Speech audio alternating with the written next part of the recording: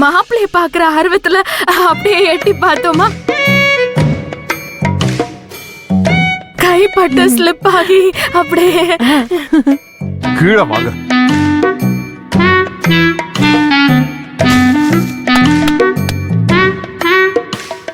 சின்னடி போட்டு தொலைச்ச கதிர் வந்து கரெக்டா புடிச்சிட்டான். அக்கா தலையில போட்டிருந்தா ஒரே போட அப்படியே போட்டிருப்பேன். ஷோல்டர்ல போட சொன்னீங்க, கரெக்டா குறி பார்த்து போட வேணாமா? ஃபர்ஸ்ட் அட்டெம்ப்டே ஃபெயிலியரா முடிஞ்சிருச்சு. அக்கா நீ ஒன்னும் கவலைப்படாதக்கா, பாத்துக்கலாம் வா. வாக்கா வா.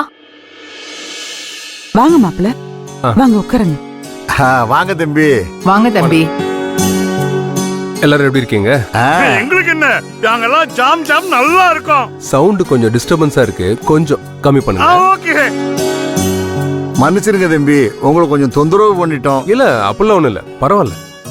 உங்க அனுமதி இல்லாம உங்க அப்பா கிட்டயும் பேசிட்டோம், அதுக்காகவும் மன்னிச்சிருங்க. என்னங்க நீங்க, அதெல்லாம் அந்த நேரத்தோட முடிஞ்சு போச்சு.